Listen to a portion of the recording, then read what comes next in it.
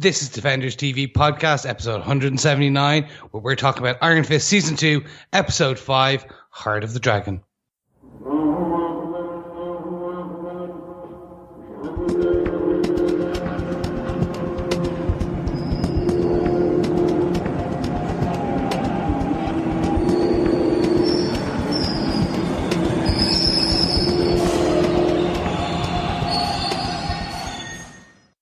Welcome back, fellow Defenders. It is I, Chris, taking over control of the episode, where this is Defenders TV Podcast, episode 179.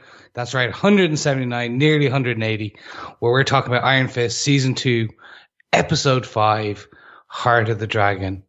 I'm joined by my fellow co-hosts, the illustrious producer, Derek. I don't even get the slash seducer joke from Kind of Funny there, Chris. Thanks. Yeah, okay. Producer, editor, writer, podcast host, Derek. Man in control, man pulling all the strings. Man with final say. Twiddling all the knobs. There you go. Man with final say. And beside me, I have our other podcast host. Less illustrious, more synopsis-y. It's glamorous. Yeah, glamorous, would give all those Hollywood types a run for their money. Certainly when I've got my shades on to sort of hide my big grey bags under my eyes and bloodshot eyes. I'll say more illuminated.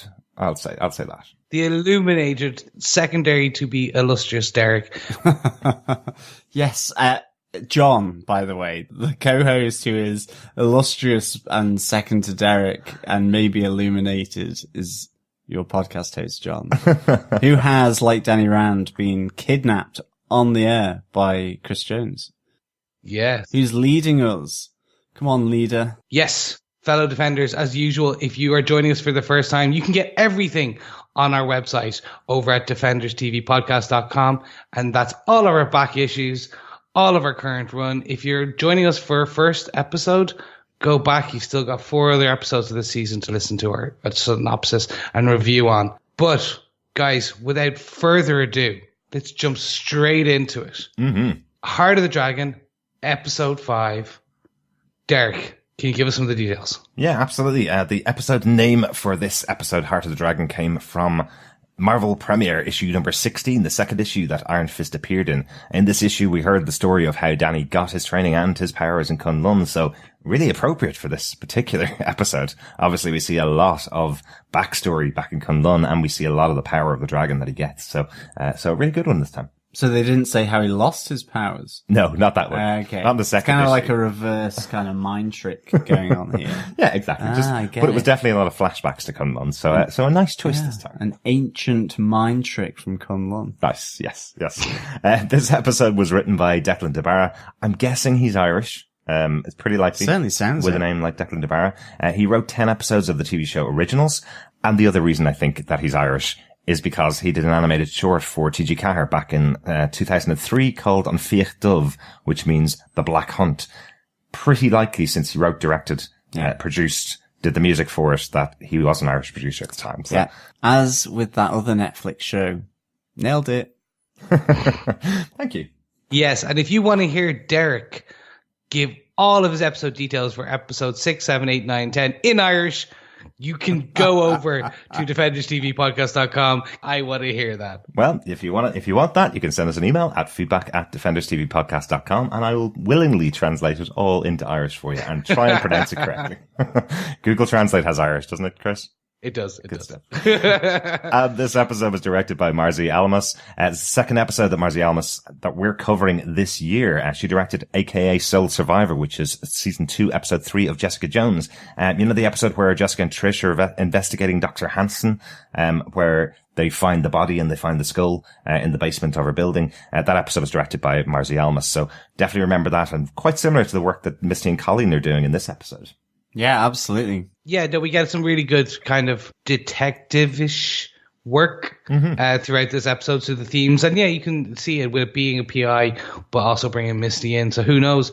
Maybe we'll see her a third time for Daughters of the Dragon season 1. Who knows? Yeah, no, but it is really nice that kind of Misty does sort of give a nod to Colleen, saying, okay, you've got the instinct for this. So yeah, Daughters of the Dragon, as you say. coming Yes. to a Netflix screen near you. I'm really hoping so.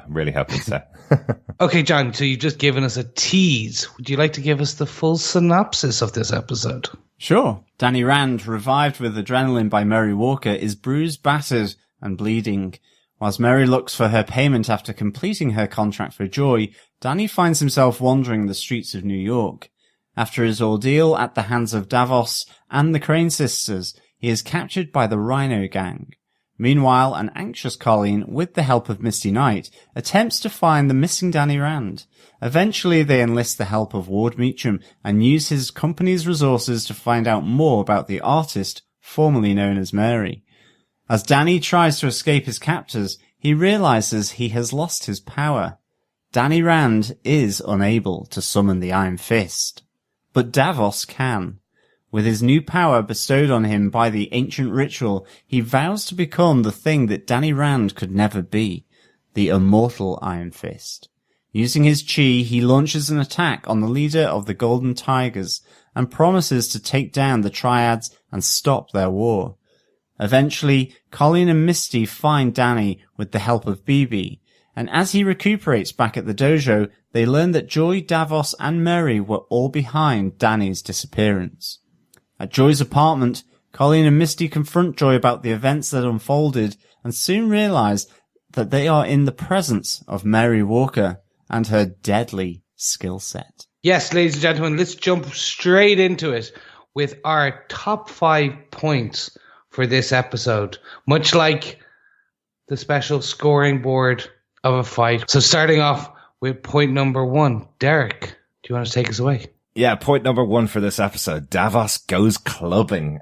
I like that name, John. Thanks for that one. Great opening to this episode as Davos, with his fiery red fist, punches through a wall. What a great opening to the episode. It really felt like we are now in new territory. Do you remember I said last episode that, this show is called Iron Fist and that possibly now that Davos has the Iron Fist, Danny's done, the show could be his. This seemed like he was doing his opening intro for his own TV show. Yeah, absolutely.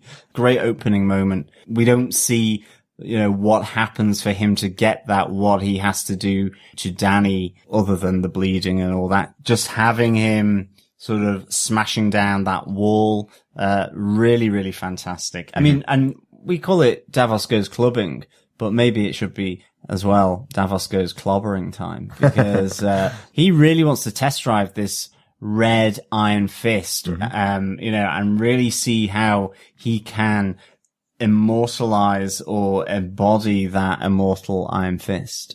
Absolutely. And it does take us on, as we discussed during this point. He does meet up with the Golden Tiger gang who are chasing after a guy in the street, beats them up, then goes, who are those guys? And that leads him on his new path. I love this complete difference between him and Danny Rand. Danny Rand has been using his powers for the last, season or so to protect the streets of Chinatown. What we have here is Davos effectively laying down the law and saying, drawing a line in the sand here, if you're a bad guy, I'm going to punch you until you're dead. And then I'm going to punch the next guy beside you until he's dead. And then the next guy after him. That shows you the fundamental difference between these two guys. He's going, I don't care whether you say I didn't do it or it's somebody else is the big boss. You're dead. I'm taking you out. It makes good TV though. I mean, it is literally him whipping out his red fist.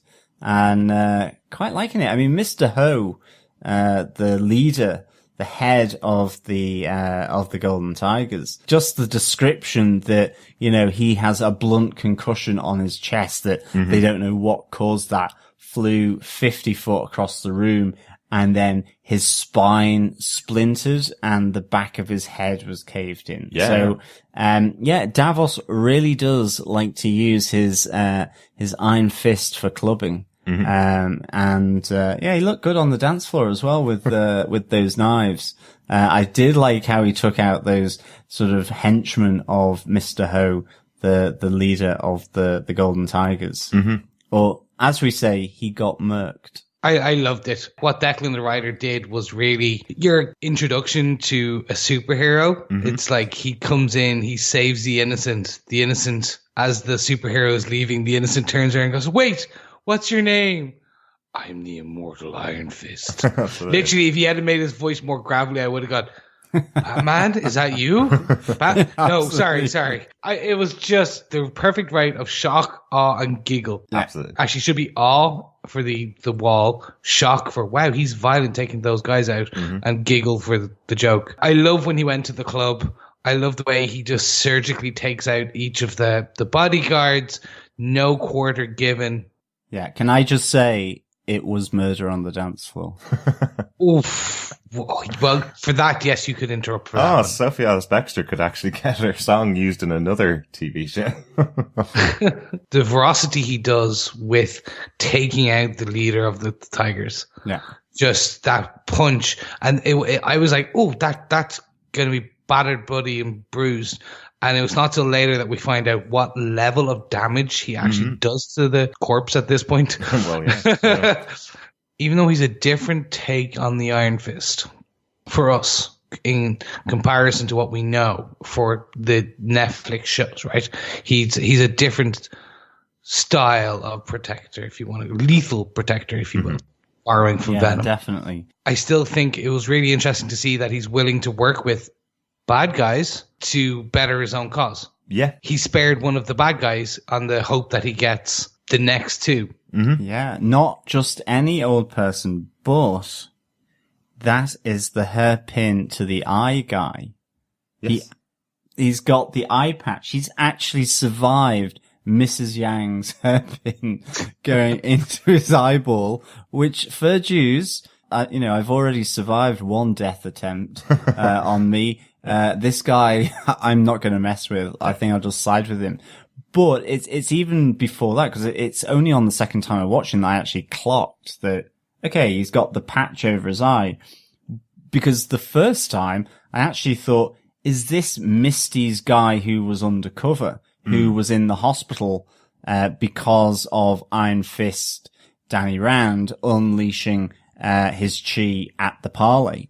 And I was wondering, is that why he is so keen to sort of do that list and meet him to take down the Golden Tigers? Because he's kind of like, yeah, this is my way out. I can get the Golden Tigers wiped off. You know, I can get it sorted. But yeah, he's definitely the survivor of the hairpin to the eye. Yeah, fair dues. You would have thought that would have scrambled his brains because it was quite a long hairpin. Yeah. You would have thought, wouldn't you? But she missed all vital organs, did Mrs. Yang. Maybe that was what she wanted to do. She is a trained haircutioner. Maybe. Hair executioner, yes, possibly. Yeah, possibly. yeah. But no, I did like this one thing about Davos, just that feeling that I got when he said to the guy he saved, where can I find more of these, when he kills the first two Golden Tigers or knocks the first two of them out? It felt like having the Iron Fist is almost like a hunger that started in him. He's been waiting for this since Danny first got it, since his whole life, as we hear later on in the episode.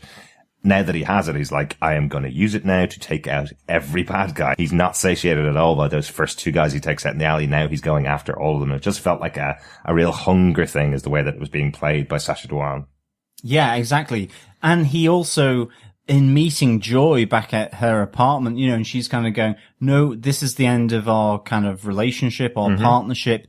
You got what you wanted. You've gotten the Iron Fist. And he's like, no, this is just the beginning, Joy. I'm here to take it further.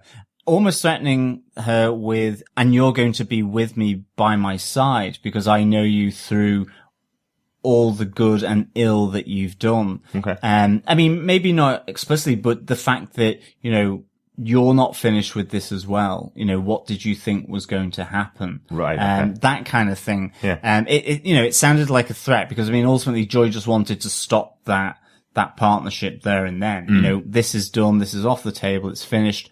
You've got your Iron Fist. I've got my revenge over Danny. But it's like Davos is trying to maintain something here for some reason and involve Joy, and she's not wanting that at all. She wants to kind of go to that quiet space. I think he was kind of calling her out for a little bit of stupidity in the way he sees it, this powerful Davos, who really is an evil kind of guy. He's kind of calling her out by saying, did you think that was actually going to be it? We made this arrangement for me to get the Iron Fist, but that wasn't going to be it. After that is me with the Iron Fist doing what I wanted to do in this city and taking out all evil. And if you stand in my way, there's going to be consequences.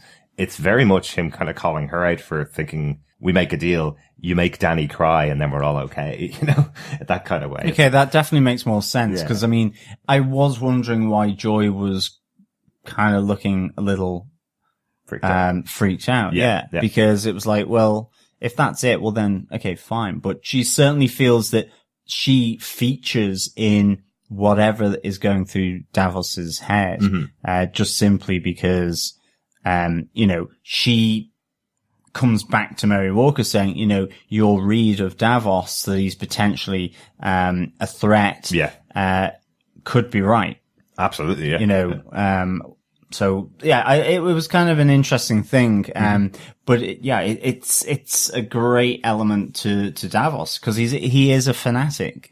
And now he's got the weapon in which to be even more fanatical. 100%. And that's kind of when you give a fanatic increased power, but then also we find out about the dragon rage and things like that. When you feed that into an already unstable individual, especially someone who has such a past full of turmoil and things like that, it's going to lead to a very interesting character and a volatile concoction. I think that's really interesting. And actually, speaking of Davos's past, I kind of want to move us on to point 2. Yeah.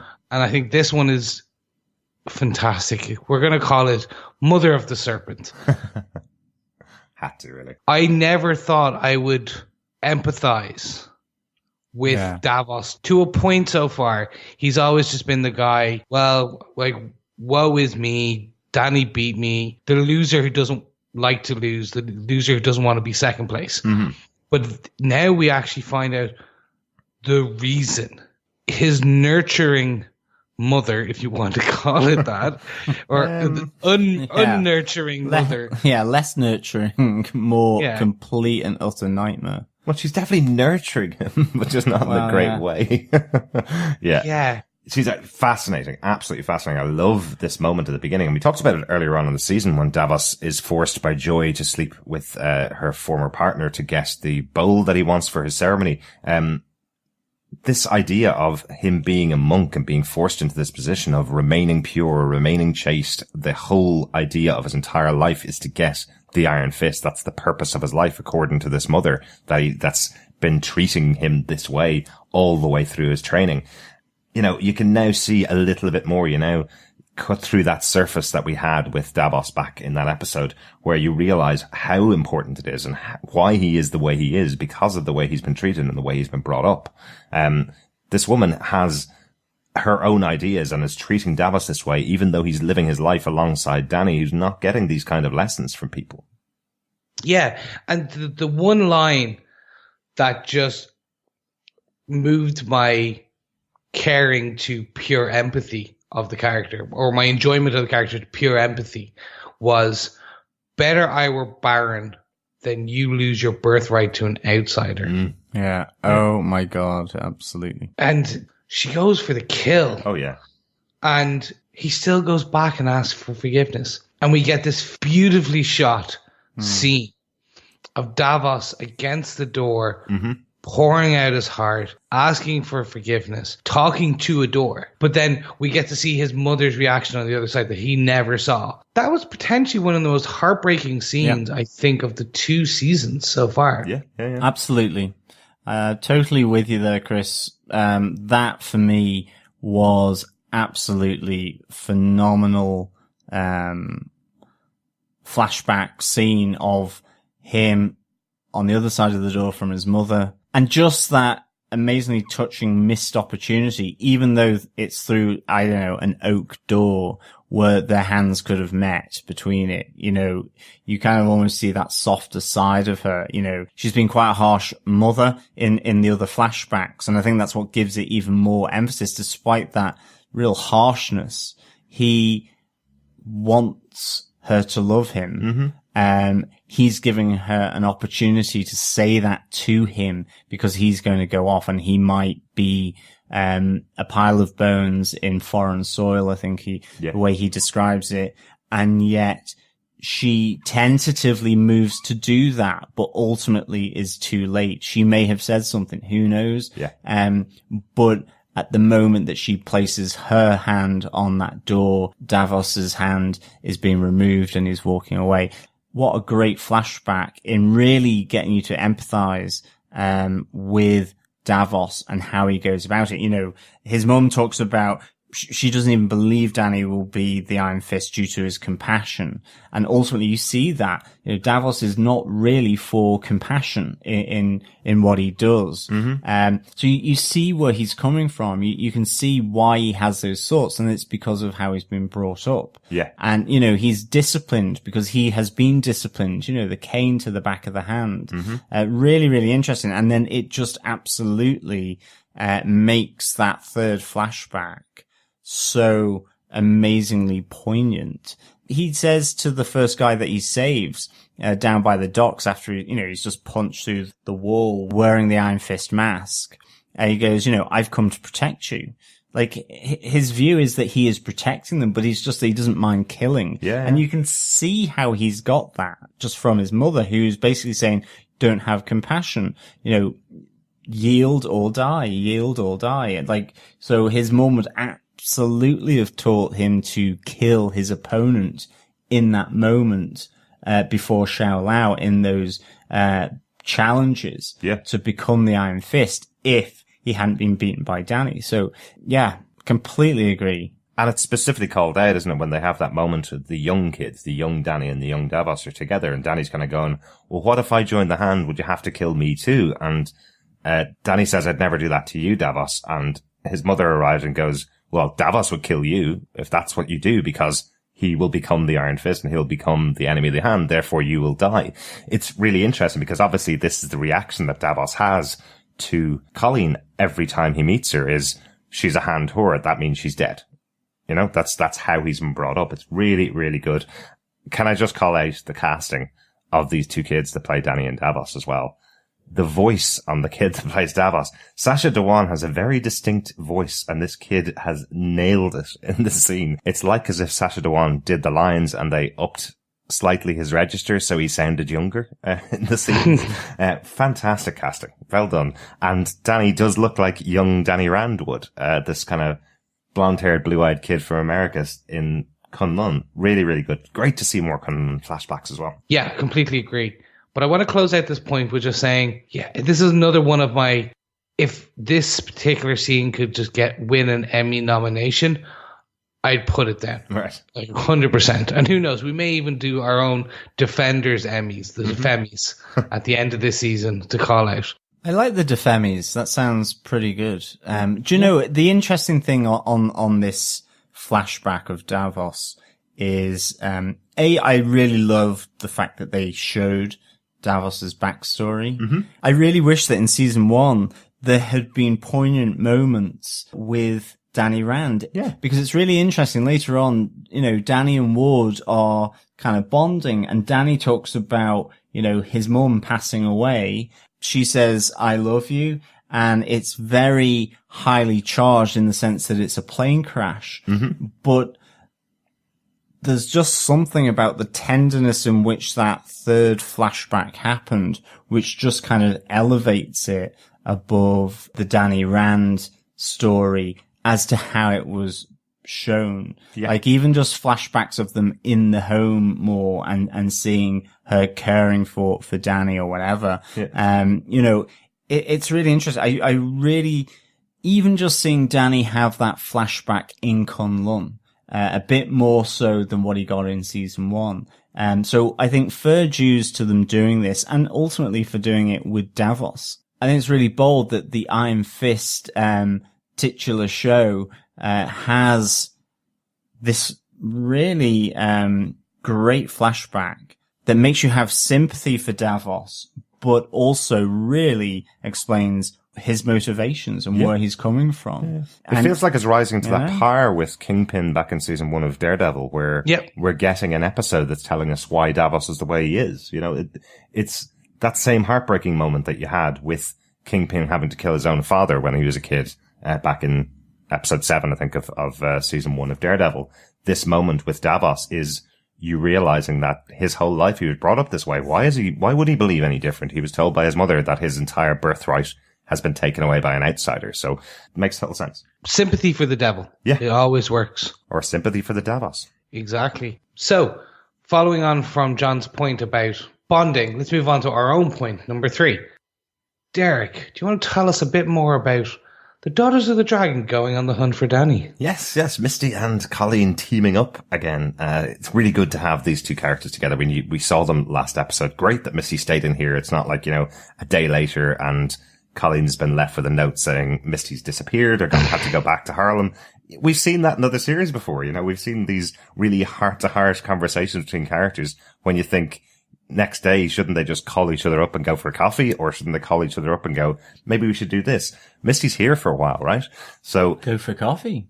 It's that kind of relationship, is it? It might be. But something that is kind of cleared up from back in Luke Cage that I want to speak about to begin with is that we hear from Misty she is offered the job of becoming captain. Something that was kind of an open question at the end of Luke Cage. We thought she was being primed for a leadership role within the Harlem PD, but this is definitely captain, she says. And the reason she's able to spend some time over on this side of the city, over in Chinatown, is because, well, she's taken a few days off to think about whether she wants to take that next step, that leap in her career.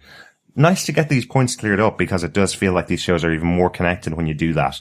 Have a little point from one season and drop it into the next season, right? But even though she's been tapped for captain of Harlem PD, what's interesting is seeing her take a bit of a back seat to Colleen, because this is Colleen's territory. We see that Colleen is the one in the lead. She's the one that brings the fingerprints to Ward because she has that connection. This is how she's going to find out who this Mary character is and find out more about her, is because Colleen has all the connections here. Missy's going to give her some guidance. She's going to be the guiding hand for her as to how to do a general investigation. But Colleen's going to be following the rules that Missy's laid down, but she's going to be in the lead of this investigation for Dany. I think that's a really interesting partnership that they've created there. Yeah, I think this is really good. It's like, it's so natural. I mean, even just down to the fact that, you get to learn that Misty is running background checks before she goes on a date, and she's also taken care of Colleen's side of the pavement or the sidewalk, as she says, running the background checks on Dany. Mm-hmm. It's really good. And I think as well, you really get to see Colleen, and it really brings out more about her because she's not around Dany, and yes, they're very honest with one another, but Misty's her friend, and so there's a different chit-chat, there's a bit of different pitter-patter, and it's like, we absolutely love Ward Meachum. He's cheeky chappy extraordinaire that we all think is like a real nice scoundrel, but for Colleen it's difficult, and she's like, she says this to Misty, and you get a really nice moment when, Colleen's like having to go to him to get, Rand Enterprises security to run these prints, in order to like try and find out who Mary Walker is. So all these different moments are just really, really good, I think, between these two. It kind of just adds this depth to Colleen and to Misty.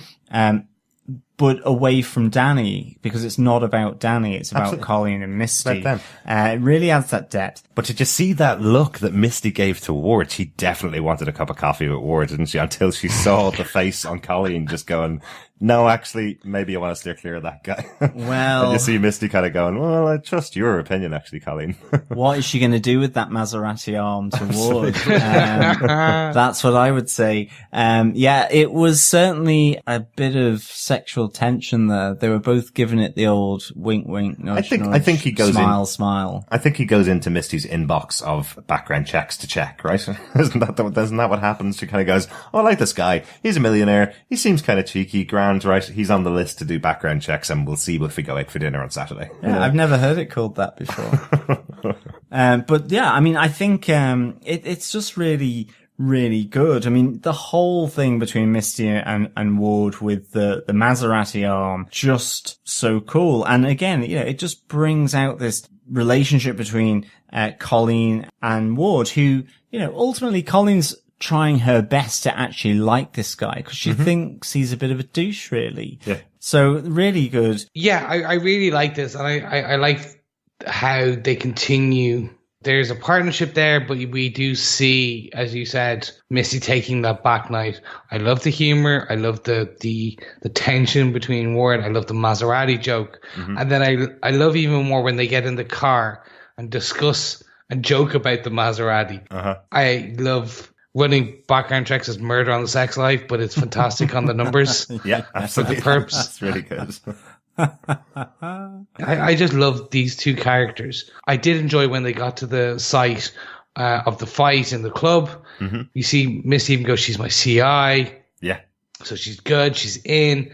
And then we do get what I think is the most, again, really a nice piece, which is they mention the red glowing hand and Misty doesn't even crack could it be Danny? She understands that no, it's not Danny if it's red glowing. So she's acclimatizing to supers. She's acclimatizing to the weird dragon stuff and mythical stuff when she is in Danny and Colleen's world. Yeah, absolutely. And I'm liking that. It does feel like that this is how their relationship would work. As you said last episode, every time around you two guys, everything just goes weird. It feels like she's kind of rolling with it a little bit because she's gotten to know Colleen a little bit more, kind of trusting Colleen, and she knows that Colleen needs a bit of a friend right now. So that's the kind of relationship you want with Misty, right? Yeah. Yeah, I mean, it's just great seeing Colleen and Misty, sort of really talk about Colleen's life and the fact that she's stepped away, having the jokes, really opening up about, I suppose Colleen's now extended family with Danny and Ward. The two of them really connecting in on, what could be a useful little segue into Daughters of the Dragon in that, Misty absolutely trusts her with her instinct with regards to investigation. So but of course that instinct leads on to our point number 4, which is wake up, sunshine, because this is really Mary being floodlit as to who she really is, for these people like Colleen and Danny that have met her previously. And it's great. I really do like it. Even just the opening up where she takes Danny from the warehouse after that ritual. She's been filming the ritual. She films him as she kind of revives him with adrenaline so that it's proof for Joy, and going to Joy to really kind of finalize that contract was really good. And I mean, again, Joy here, her reaction to that video, and I think her reaction as well, once she's back at the dojo, is kind of interesting. She obviously still has feelings for Danny here, judging by, the pain that he's gone through, the way he looks. He's all beaten up. He's got that massive wound on his chest. And it's just really interesting. Is she regretting what she's doing? Who knows? But I really like these scenes with Mary and Joy as well. For several reasons. I like the idea that Mary Walker warns Joy about Davos. Yeah. And I really enjoyed that, when they're talking about it, she goes, you can hire me. You can give me another contract. I can protect you. If you don't want to run from Davos because you want to build your life now free of him, you need to eliminate that threat. And just how, Joy would say what I think we all would is like, well, eliminate has connotations. And she's like, no, it doesn't. It means exactly what it says on the tin. Yeah. Eliminate. Do you want to be protected? Do you want to feel safe? Or do you want this crazy Conlunian, coming after you? Because you've effectively let him into your life and gotten way too close, in this whole Danny Rand affair. So, I really like that. I like that interaction between the two of them. It's kind of like the opposite of Misty and Colleen to some respect. Not as well developed, granted, but it's kind of like the evil version of it. Yeah, I can see that. The Daughters of the Death. Ooh, look at you. That's nice. The Daughters of Death. Yeah, that's really good, John. Good stuff. I like that. Yeah, I really, really enjoyed this section. I love Joy's reaction to the video. I think you can really see that, this is starting to go too far. Yeah. This is now getting into territory where it's gone beyond. She wanted to hurt Danny, but not that level of hurt Danny. And now she knows that. And I think that's that section where she just goes sits on the bed and starts crying. I was like, oh, stop making me empathize with your villains.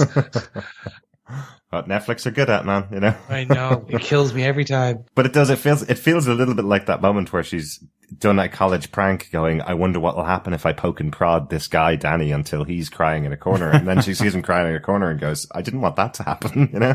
It feels like that. I love the contrast between that and Mary's reaction to it, where she's going, well, I thought you'd want to see the video immediately because you're paying me a lot of money for this. So here's the video. Have a look at the video and then I can delete it and then I can take my money. You know, it's that real contrast between the two characters. Mary being so dispassionate because, well, she's just doing a job for a client. And then she offers, as you say, John, another job that's even more aggressive. She's going to go and kill an Iron Fist now if Joy's willing to pay the money. You know, it's quite a difference of opinion. And she nearly killed an Iron Fist already. So what we see is Danny left bleeding to the point where Rhino's gang kidnaps him and they're like, yeah, you're that guy. We're going to try and sell you for some cash. Yeah. $500. Any raise on $500 for Danny Rand, the billionaire? But that was the bit. I was like, why didn't he just go, no, look, I'm Danny Rand. Take out your phone. Google me. I'll take you to an ATM. Well, he did. And they went, no, we want cash. We want $500 cash from your wallet right now. And he's going, you found me beaten on the docks. How the hell do you think I'm going to have $500 in my pocket? You know? If only Rhino's gang knew who they had. About Google. It's like, yeah, exactly. It's like, Google doesn't reach everywhere, Chris. $500? What? Do you not recognize this guy? $500 million, Rhino. $500 million. But there is a moment that I absolutely love in this as Misty arrives, pointing the gun at these kids going, NYPD, and they go, oh, you're here for your friend. $500 and you can take them. And Misty goes, what part of NYPD did you guys not understand? What, are you going to shoot us? Yes, that's the point. Really, that's Misty Knight. Can I just quickly ask as well, in saying $500 million, have I just done a Dr. Evil there? Yes, and I should have done $500 billion. I really feel that these scenes was literally just for that joke and also just to strengthen BB, kind of his relationship with Colleen. Yeah, a little bit more. Definitely. A little bit more.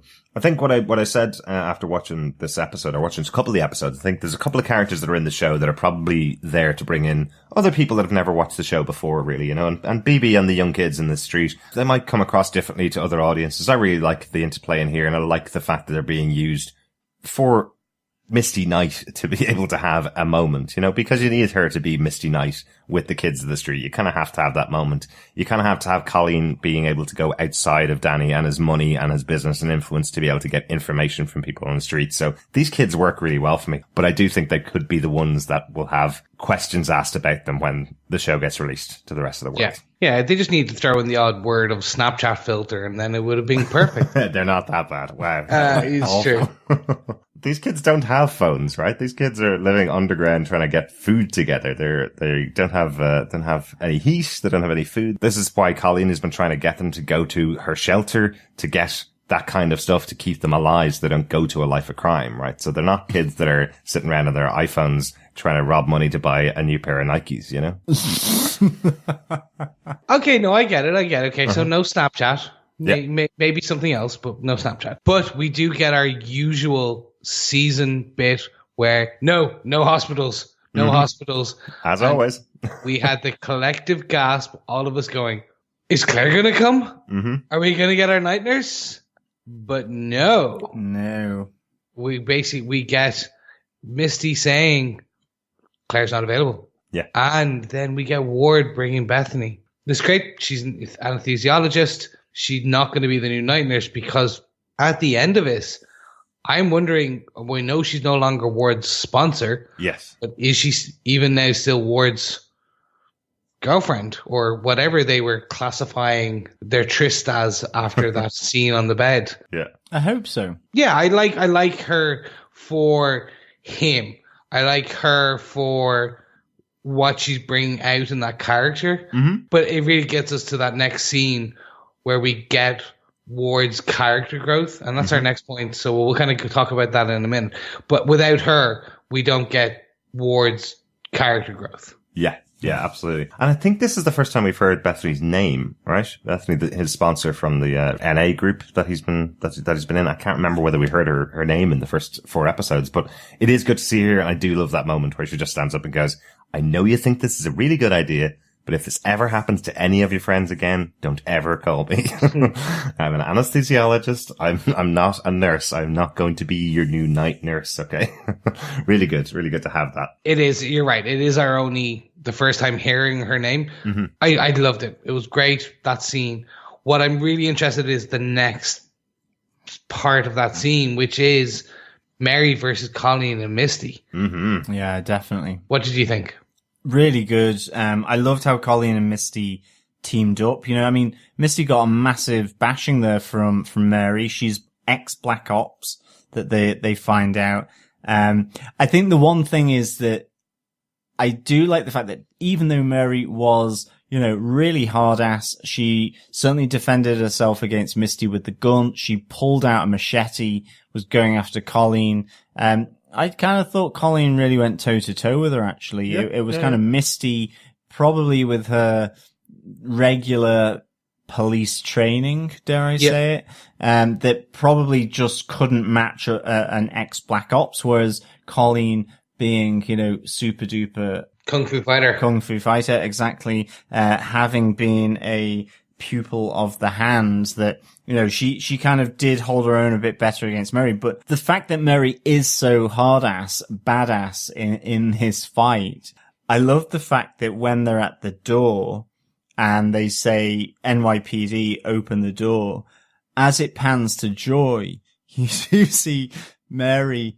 legging it into the bedroom, because, you know, ultimately, you know, she's been very clear to Joy is that you will have no recollection of me. This is where we cut all communication, all contact, delete the stuff from your phone, blah, blah, blah.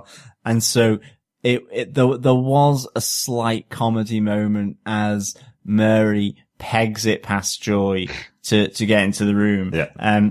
But nonetheless, I loved that. I thought it was really, really good. And I do like the moment where Mary is fighting with Colleen and Colleen goes, Mary, you know, it's like, and she goes, no, baby. No. Very cool. Very different character here, definitely. One other tiny touch I loved in this fight, just that moment where the camera hangs as you see Misty smacking into the bedside table and smashing the lamp in the bedroom. I don't know, it just added some dynamism to that moment. It really felt like Simone Missick had been thrown right across the apartment into this. You see the power of Mary in that moment. And as you say, I think the only reason Misty was able to go a little bit more toe to toe is because of her arm as well. I think she's able to block a few punches just purely because of the arm. If she didn't have that, she'd be on the floor in seconds, you know, but really good fight. No, I really enjoyed it too. So gentlemen, I think it's time to move on to the final point for this episode. Mm-hmm. Aren't we all just chasing the dragon? Gentlemen, this was just amazing for me. I loved this scene.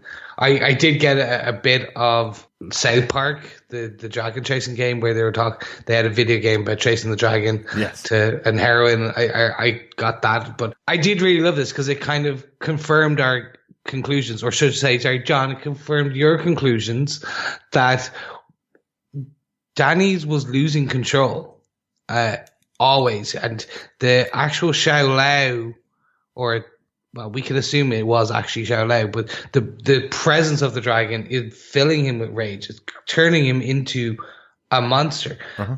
And that becomes the question for me before I even kind of hand it up to you guys for your thoughts. The question for me is, what happens when you give the rage of a dragon to someone who does not have the control of the Iron Fist? Yeah, definitely. I think it's really interesting here because Danny says to Ward, I was off center. And he says the same thing about Davos as well, which I find really interesting. And, he talks about that he wasn't centering his chi, that he was effectively just burning it up. Yeah. It is interesting with this loss of his chi and the Iron Fist is that I suppose at the moment we are assuming that it's kind of transferred in some way to Davos. Directly. But at the same time, it may not fully have gone from Danny Rand in that he doesn't necessarily need to do the same ritual to Davos to get it back, or a different ritual or something like that, but that he can build it up again. I don't know. I'm kind of speculating there a little bit. It feels like it's gone. It feels like he's lost the Iron Fist power completely. He's just back to being a kick-ass martial artist again. It does, absolutely. But I'm just wondering, because there is that kind of thread within Iron Fist and some of the stories where the loss of it is more about him. And we saw that in season 1 to an extent. And I'm just wondering if, because this is a different glow to it. It is a reddy orange rather than a yellow. So, and that could just reflect in terms of the personality, obviously. Maybe. It's an evil glow. I feel like that's coming from the fact that he took it rather than. Yeah, possibly. Yeah, I love the fact that they bring Mairzee and Joy back to the dojo. Here, whilst, you've got Ward babysitting Danny, and they're having this really great moment between these two guys. Yeah. And Ward effectively seeing, having that moment where he sees, that similarity with Danny about that addiction to what he was doing. For Danny, it was using the chi, going to that place where he can just burn it up effectively. And in the same way, Ward is burning up lines of coke on a desk. Yeah. Yeah, it is. It's really interesting, isn't it? And one of the things that I heard from our friends over at the Immortal Iron Fist podcast when they were talking about season 1 and the things they wanted to see in season 2, they're huge fans of Iron Fist. And one of the things they were commenting on was Iron Fist doesn't use his Iron Fist to fight against every single person he battles. He doesn't need to. He's a kick-ass martial artist. He can easily take out street thugs just by using his martial arts.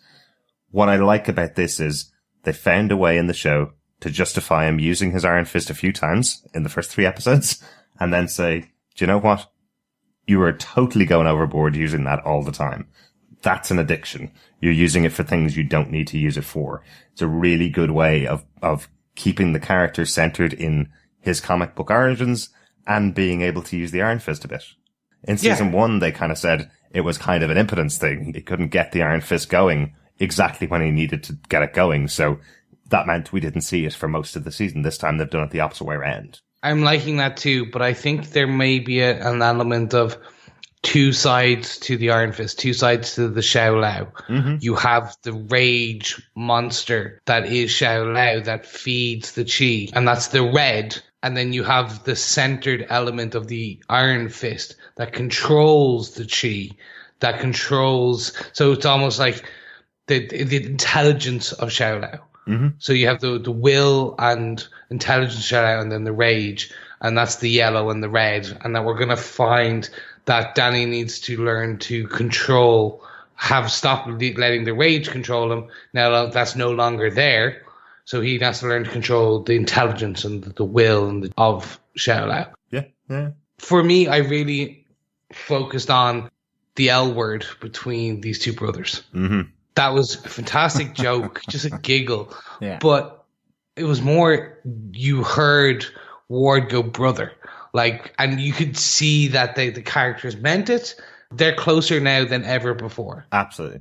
From this point onwards. They are cut from the same cloth, but walked different paths, but they still have the same problems, and now they are bonded in a way that I think will be even more interesting throughout this season. Definitely. And I really like Ward saying to him, every time you talk about that chi stuff, I kind of turn off. This time he actually listened to Danny, and it gave him his first real breakthrough that he's had in trying to go into recovery. It's a nice moment. And also the fact that you hear Ward is also referencing what was happening with Davos. Davos never said the word love to his mother. He kept repeating the lines of, maybe someday you can say the things that mothers say to their sons, or I can say the things that sons say to their mothers. This is exactly the conversation that Ward's having with Danny as well. So love the referencing back throughout this episode. Really good. Yeah. And we do find that he's not just going to NA. He's been going to all the A's. Yeah. Anything with an A. That's why it was so confusing to us earlier on in the season as to whether he was going to Narcotics Anonymous or Alcoholics Anonymous or anything anonymous. He was going to all of them, really. Exactly. Well, enjoying time with the sponsor and all of them. Hopefully just the one sponsor.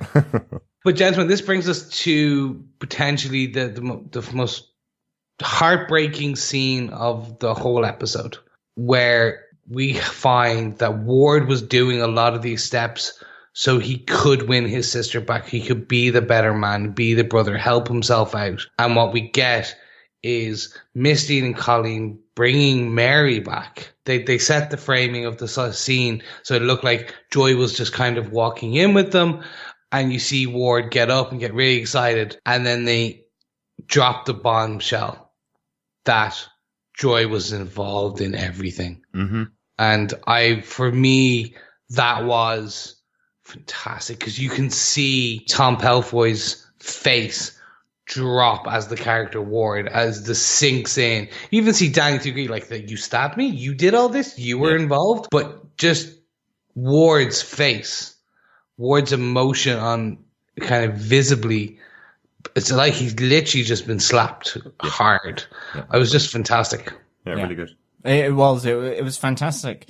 And I do really think that Joy, maybe she's still a bit uncompromising here as well, you know, because she kind of pushes Ward aside. He does kind of think that this is the moment where she will drop her guard and she will forget about everything that's happened. And she doesn't. I think she's still quite resolute a bit. It's not to say that it won't change. And certainly when then she kind of turns to Danny and goes, you know, I did this. I knew what he would do. I knew he would hurt you. And then she goes, Davos isn't done yet. Mm-hmm. But she's not saying sorry here. So, I mean, she's cold here in this moment. And whether there will be any meaningful relationship between her and Ward, between her and Danny, who knows? I suspect there probably will be a warming. I'm sure that Davos is probably going to go absolutely crazy at her at some point, you know, or she's going to be put in jeopardy in some way. But at this moment in time, I'm liking the fact that the makeup wasn't here. She actually is saying, look, I've done this. I mean, because effectively she has been caught hook, line and sinker by the NYPD with someone who can be identified as having kidnapped and effectively tortured a billionaire. Yeah. Now, okay, I know that he's not going to press charges and all that because it lasts too many questions, but you know, she is absolutely exposed here. And that's what I really like as well here, is she's completely vulnerable. And yet she doesn't say sorry. And she absolutely takes responsibility for everything as well. She says, this was my plan and Mary's only involved in it because of me as well. You know, it's not just that she's throwing the plan out there, it's that she's taking responsibility for the whole thing as well. Yeah. I think it's time we start wrapping up this fight. Do we have any notes for this episode? A couple of quick notes. From me, if that's all right. The moment in the car with Misty and Colleen, where Misty gets the call for a possible 616 on the phone, just because there's obviously some listeners that have various knowledge about the Marvel Cinematic Universe and Comics Universe. 616 is known as the Marvel Comics Universe. So every time you see a reference to 616, it's always the Marvel Comics Universe. So, just to mention that, it also sounded a little bit like the Agents of S.H.I.E.L.D. designation, where they call out an 084 as a we don't know what it is. So the NYPD have a very similar kind of designation as well. Yeah, I love that reference. Good catch. Yeah, the only note I've kind of really got here is that when she finds out that Davos has the Iron Fist, when Joy finds that out, Joy says that the phrase, every good boy deserves one, to Davos when he's come to the apartment, which seems to be a reference to the musical mnemonic, every good boy deserves favor, which is used by musical students to remember the notes of a treble clef. And I'm just wondering whether there was anything in that. Not entirely sure, but that there could be some kind of hidden meaning in Joy's kind of bit of sarcasm aimed towards Davos here. Yeah. That maybe we're not sure of. Yeah. It's one of the earliest notes that a lot of musicians learn, the treble clef. It's one of the first things they learn. And this is at the point when they're still learning mnemonics to play them. So really want to know, we have some big music fans out there. Is there anything she could have bent with that? Let us know when you send in your feedback to feedback@defenderstvpodcast.com. Yes. Myself and my illustrious host, John, will do a quick deep dive into the background and comics origin of Davos in our next episode. Just want to kind of explain the differences, what we're seeing now from the birth and origin of Davos to the birth and origin of the Steel Serpent now in the TV show, because they are there. So yes, as a little bit of a teaser, make sure you stick around at the end of the next episode and we'll give you that. But gentlemen, on that teaser and cliffhanger, so Derek, let's have you up first. Do you defend this episode of Iron Fist? Sadly, my voice is going from all the podcasting we're doing, so I'm going to have to make this really, really quick. I absolutely defend this episode. It's fantastic. A great episode, great character moments with all these characters, and I'm so excited for the next episode. Fantastic. John, would you like to elaborate on Derek's defense? Do you defend this episode of Iron Fist? I really do defend this episode of Iron Fist. I give it 5 Disco Davoses out of 5. And if you spot there, I use the Danny Rand way of saying Davos. Davos. Yes. Davos. Disco Davoses. Yes, the musical puns came aplenty, which made me laugh. Murder on the dance floor. You look good on the dance floor. Splat on the dance floor. Oh no, that's not a musical reference. That was Mr. Ho of the Golden Tigers. I really enjoyed this. Just that opening where Davos has the Iron Fist. Fantastic.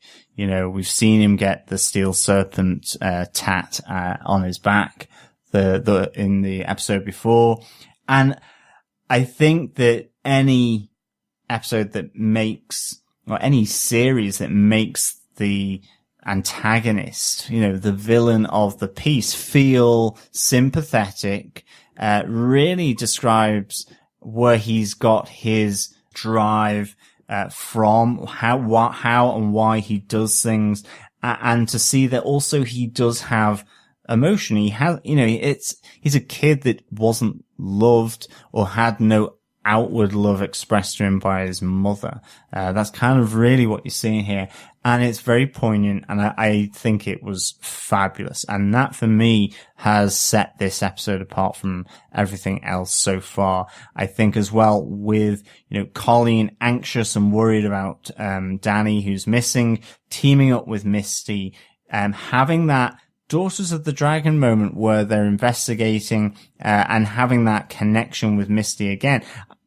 I feel this ramped it up from Luke Cage, to be honest, in terms of really seeing these two characters together on screen. And maybe that's because it's, you know, second episode of a good spell of these two characters together.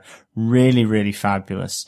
You know, and then there's Danny Rand. His day just goes from bad to worse, but ultimately comes together with Ward babysitting him. And I really liked that moment between the two of them. I really like the worry of Colleen and finally them coming together. And of course, Mary, exposed as the absolute born killer, or at least part of her, as that, born killer, and her with Joy, I felt really kind of, mirrored in a different way what Colleen and Misty were doing. So this is to me a really great, episode of Iron Fist. I absolutely loved it, and that's why I defend to the highest level on my point scoring system, 5 out of 5. 5 Misty Maseratis out of 5 as well. Nice. There we go. I really, really enjoyed this. Chris, do you defend this episode of Iron Fist? Yes, I do. I was really impressed. This is sympathy for the devil. This is, as Derek said it midway through this episode, this is almost akin to the Kingpin episode of season 1 of Daredevil, where we're given empathy. It's not forced on us. It's actually given to us, and we accept the empathy for Davos. We now understand where his drive, where his rationale for all this has come from. And does it make him a bad character? Well, that's up for debate. But does it make him a better character? Yes, it does. Because he's fleshed out now, and his rationale, his reasons for doing all this is really understood better rather than just vengeance. Mm-hmm. So I was really happy with that. Happy with the growth of Ward. Happy with the explanation we have for Danny and him coming to understand it. Love the Daughters of the Dragon in it. So this season is still hitting all the high notes for me. It's non-stop action, non-stop growth, non-stop.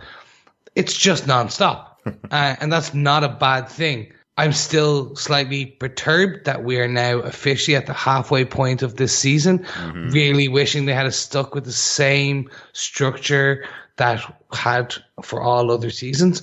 But what can we say? We're 5 down. 5 to go. If it keeps up this pace, I'm still going to be happy. Okay. Just a little bit upset. On that high note of an episode, on the 5 Misty Maseratis high note, and the highest John has given in a long time, mm-hmm. I think it's about time to move on to some feedback.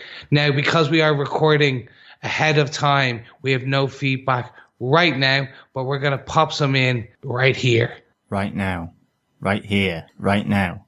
Luckily, we did get some feedback in, or else that bit from Chris wouldn't have made any sense at all. Our first piece of feedback is on episode 3 from our Facebook group. Salima Kisler says, asked and received more on Joy's motivation, but I still think it's misdirected. As you mentioned on the podcast, she has no idea how far out of her depth she was regarding her safety. I'm still bummed about Danny's relationship with Joy, but it was nice seeing him friendly and close with Ward. Colleen is awesome. Episode MVP, Jessica Henwick, is owning this role. Yeah, completely agree there, Salim. Joy's motivation is certainly misdirected. I really am with you on that. Yes, Colleen Wing is awesome. I think, given that she's got MVP, she must play for the Baltimore Ravens. Well, she's excellent, but if she would play for anybody, it'd be the Panthers, wouldn't it? No, the Ravens, definitely. Thanks, Salim. Got some more feedback in on episode 4, John? Yeah, Robert Phillips says, Danny, center your chi. Focus your clotting factors. Don't let them drain the iron fist from you. Seriously dark and foreboding episode. Character shifts, near fatal attacks, corpses fresh and dried. What an episode. Completely agree. Yeah, episode 4 was superb. Mm-hmm. Yes, I did like the freeze-dried corpse, to be honest. That was pretty awesome. Absolutely. And if you want to see John's recipe for a Iron Fist, pop on over to our Facebook group at facebook.com/groups/Defenders TV podcast, and you'll see his recipe. Yeah, it's got a little bit of Nigella in there, naughty, as well as some old school Delia Smith. Nice. Thanks for that, Robert. And we have a bit of feedback about this episode. A voicemail feedback from Logan.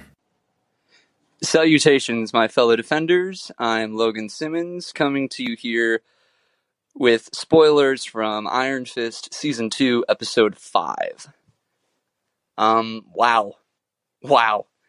That's my first thing that I can think of, because, I mean, when Davos showed up in Season 1, and, you know, he showed up with that aluminum star that he had folded, and I just kind of rolled my eyes, and I was like, okay, this guy thinks he's a badass, and, you know, he really didn't say much, and, you know, his character was kind of just thrown in towards, I believe, the end of this season, but wow, do I understand where he comes from so much more. I can truly understand, you know, why he feels he's been robbed. I mean, given the circumstances of the fight, and given how he just wants to make his mother proud, I can truly understand why he came to New York to find Danny Rand, because, hey, he's the Iron Fist. He's, you know, supposedly stole that right from him, and then he's not even protecting Kunlun. I mean, geez, what a loser, right? So I just wanted to say hats off to that, and great character development with Typhoid Mary. I'm a huge Moon Knight fan, so, you know, the focus on different personality disorders is great, and just want to drop my feedback. All right, guys, thanks. Thanks so much for your voicemail, Logan. It's really good to hear the voice of another one of our fellow defenders and a Moon Knight fan as well. So we've been really impressed this season about the way they've worked in DID into this show using Mary. So yeah, entirely possible they can pick this up for a Moon Knight future series, possibly. Yeah, thanks, Logan. And welcome, fellow defender, onto the podcast. Great to get the voicemail in from you. Completely agree. I think Mary is really, really good. And certainly I just think she's getting better and better. It's so good.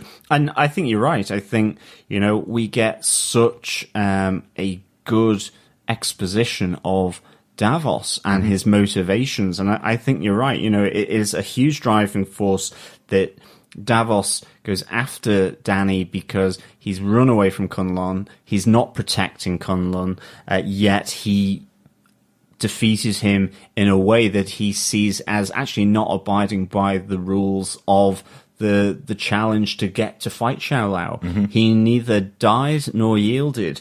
And then, yes, certainly he has multiple mother issues, I would say, going on. So, yeah, that need to be wanted and loved from a fairly distant mum is kind of really, really good to see that side of Davos. Absolutely. Definitely. She's even more distant now, depending on where Kunlun is. Well, yeah. But I think, as we said back in season 1, Logan, this character of Davos, we got really excited seeing him brought to the screen. It's like seeing Lex Luthor in a Superman film coming on screen, This is a big character for the history of Iron Fist. So having him in there at all is always really enjoyable. But yes, what they've done with him in season 2 has just made this character fantastic. Absolutely loved him in this episode. Really, really good. And thanks so much for the voicemail. I made a great bit of feedback over for this episode. We had fellow defender Claire Payne. A good Davos episode. I was very much enjoying the flashbacks of Dany and Davos. This episode had some great Ward moments. Loved how he got all smooth with Misty and his honest conversation with Dany about saying the L word before it's too late. The acting is definitely standing out as well as the fight scenes. A great short, not over the top fight between Mary and Colleen. Yes, Claire, absolutely agree with you on this Davos episode. Yep, great Davos episode here in episode 5. To get that amount of empathy and feeling that emotional investment in this character, who, quite frankly, is a crazy fanatic, I just think is so, so good. And the flashbacks were pretty awesome for sure. I think it really gave you an insight into the Davos of this series, where he came from.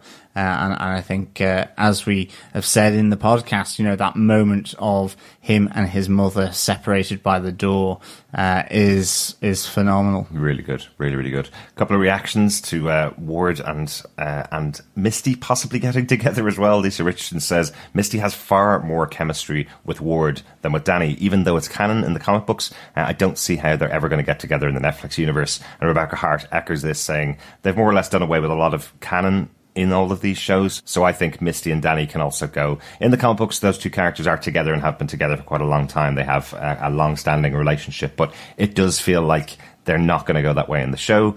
Obviously, Misty was a character that was brought into Luke Cage as a series, not into Iron Fist, so she had to have a whole arc before she ever met Dany. So understandable why they're not going that way. The Colleen and Dany arc really is very central to this show. It's pretty much the only show that has a couple at the centre of it, and it was created after Misty had already been on Luke Cage. So I kind of understand it, but I think they've kind of thrown that out in the Netflix universe. Yeah, I don't think they'll go down that route. I think this is very much a separate thing where they get to draw on everything that they want to, but they will take their writer's room by themselves. They'll decide how they want to do it, and I'm okay with that. Absolutely. Their comics are nothing but you get the tools, play in your sandbox. Do what you will with them, and I think as long as you do good by the core tenets of the characters, which I have to say a lot of these characters' core tenets are right on point, go wild. Let's see how it goes for the rest of the season, Chris. Yeah, let's wait. Some more feedback on episode 5 came in from Jim Carey. First, not so excellent episode of the season. From the opening scene until at least halfway through, it felt over the top. About the first scene, the shout would precede the punch. The drum fanfare a bit much. No, way too much. Davos's march through the nightclub just too clean and dramatic. The reactions we've seen in the Luke Cage series would have much more of a pile-on than, hey everybody, let's showcase Davos's kick-ass moves. Jim continues with, Joy's shifting emotions seem natural, and she's well aware of the stakes, although I, as an audience member, am not sure what else she and Davos had planned. Great story developments, characters, relationships, but felt less the presence of a red or yellow fist than ham-handed delivery. I like the references to the metaphorical dragon and how Ward, so out of touch with his heart, grabs onto that. I, for one, hope they do not show a dragon flashback. Glad they recognise the lack of meditation and centering. I don't want a ton of those scenes cluttering up the show, like going to the bathroom and eating. I assume these are taken care of off-screen. But its absence and effects were clear. An implied foreshadowing has them defeating Davos by provoking him to stay unbalanced, not in touch with his chi, and be consumed by the fire of the dragon again. I hope it's metaphorical. Thank you, Jim, for the feedback. Yeah, no, I mean, I loved the Davos punch through in the nightclub. It allowed me to be, dare I say it, puntastic, with various references to Murder on the Dance Floor, and I bet you look good on the dance floor. Sometimes I think it's nice to have a bit of over-the-top dramatic stuff, and certainly I did like seeing Davos showcase his moves. I think the point of it was that he got them and then he immediately used them in a way that was controlled and in a way that he thought was justifiable, even if that meant it ultimately killed people. I think certainly that was what I took from it. I agree. I think with Joy, really good relationship with Davos. And yeah, I'm really enjoying the character development and these relationships within this season of Iron Fist for sure. Yeah. As to your point about the dragon, I don't want to see the dragon on screen, to be honest. I have no real need to see it. I think what they've done in the season, having it be metaphorical and having Danny being overcome slightly by the fact that he's using the dragon power very often, seeing this with Davos now as well, potentially he will get consumed by this metaphorical dragon. But I did want to mention, because we didn't mention it earlier on in the season, that moment in the first episode where Danny's punching through the doors with his Iron Fist, or taking control of his Iron Fist and practicing with it, and we see the eyes, the lights of the dragon behind his head. That actually echoes back to the end of season 1 of Iron Fist, which we didn't mention. It's a scene right in episode 13 of Iron Fist where the dragon's eyes are being represented behind his head by 2 red lights, exactly the same as episode 1 of this season. I wish I'd noticed it at the time, because it just makes so much more sense that this is how they're going to represent the dragon on the show. But yeah, I don't need to see the fight with Shelley. They've referenced it enough now and done a really good job of giving us flashbacks to Kunlun, like in this episode. So I feel like I'm satiated in my desire for that kind of history of Danny right now. You never know. Maybe they will do it. And if they do, hopefully it's wonderful. Well, yeah, it really would have to be top-notch, certainly. I certainly wouldn't be someone that says I wouldn't want to see it. But at the end of the day, whether there is the budget to do it proud is something else, I think. I think we were clinging to it in season 1 because we hadn't seen any flashbacks to Kunlun, so we thought they might do that as their only flashback to be the fight, but they don't really need it this season. It's been cracking along at a really good pace so far. Yeah, so thanks so much, Jim, for the feedback. Keep it coming on in. Yeah, I also got another piece of feedback from Jeff Childs on this episode. He says, Davos has mummy issues. Danny has had the snot beat out of him and lost the Iron Fist, but Ward makes it about fighting his dragon. Such a great scene between those two. I can't say it enough. I know we probably said it a lot on the episode, though. But it is all about Ward. Yeah, and we also have some feedback from Robert, who says, so the Iron Fist is stolen without a dragon to fight, and for the first time we've seen Danny doesn't correct someone, assuming a metaphorical dragon to let Ward begin to heal. I'm a bit disappointed we haven't seen Walker have to gain control of Mairzee trying to break through, which makes me think Walker is the base. Interesting. My burning question now is where the Meachums will go with their redemption arc. And notice the 4-woman battle scene in Joy's flat with no need for a man to rescue or be the demon. Yes, excellent point there, Robert. Great to see that battle between Walker, Misty, Colleen, and Joy, kind of. I think Joy was certainly standing back. I think she wanted to, well, I think she had self-preservation really at the top of her sort of list on that moment. She probably realizes she hasn't really got the fighting skills, but she's certainly got good grey matter between the old ears for sure. Definitely. Yeah, really good feedback there, Robert, as well. You're right, that moment where Danny doesn't correct Ward for the first time about the fact that he did actually fight a dragon. No, it is an actual dragon. It does seem that Danny's just trying to let his other brother, kind of heal at the moment. He knows he needs it. So, yeah, really good points. And as always, great feedback. Thanks so much to everybody for their feedback. Yeah, thanks everyone for the feedback. Keep it coming on in. It's really good stuff. Thank you. What some great feedback we got. Thank you so much to all our fellow defenders who've written into us over on Facebook, sent us some voicemails over on defendertvpodcast.com, or emailed us in at feedback@defenderstvpodcast. And we hope so, because we haven't gotten any yet, but hopefully by the time Chris has said that, we'll have had some feedback into the episodes. But if you haven't sent your feedback in yet, email us at feedback@defenderstvpodcast.com. Yes, and of course there is our Facebook group over on facebook.com/groups/ you guessed it, Defenders TV Podcast. But don't forget to spread the love of the Iron Fist, spread the love of the dragon, and don't forget to share the podcast. You can subscribe to us on all good and evil podcast catchers, so don't forget to rate and review us while you're there. But gentlemen, I think it's about time we close up this episode. We will be back very soon with episode 6 of Iron Fist Season 2, The Dragon Dies at Dawn. Ooh. Who's going to die? Which dragon is it going to be? Will we see Xiao Lao? Who knows? Is it metaphorical dragon or literal dragon? More likely to be a metaphorical dragon. This episode was Heart of the Dragon. It was Danny's heart being passed on to Davos. So I think our dragon in this series is the Iron Fist itself. But we will find out very soon. Really looking forward to talking about that one, Defenders. Thanks so much for joining us. We'll talk to you again next time. Yes, thank you very much, and we'll speak to you soon. As always, fellow Defenders, thank you so much for listening. It has been a pleasure. I think this is where I say the L word. But after we find out what happens from that awkward silence, we'll be back to speak with you again soon. Bye. Love you.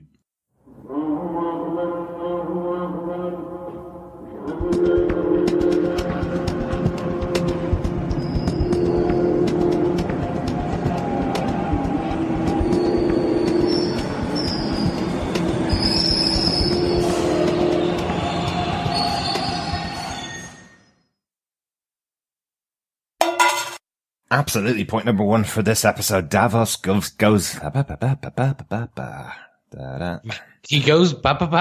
ba ba. Yes, that is kind of clubbing. I danced to it. Yeah, absolutely.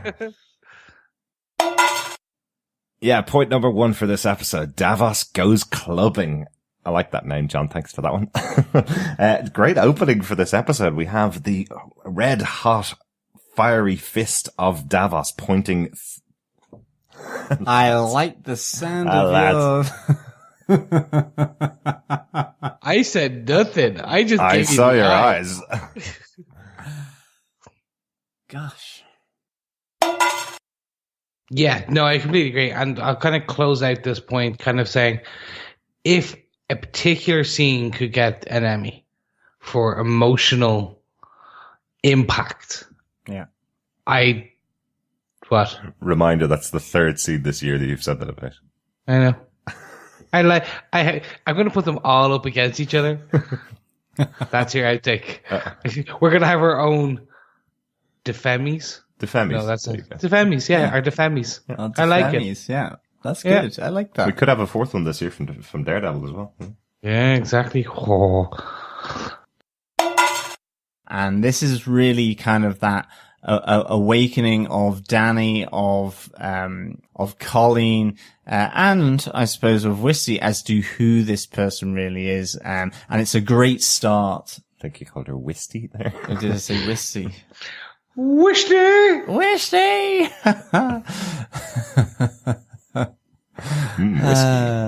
Whiskey. Whiskey.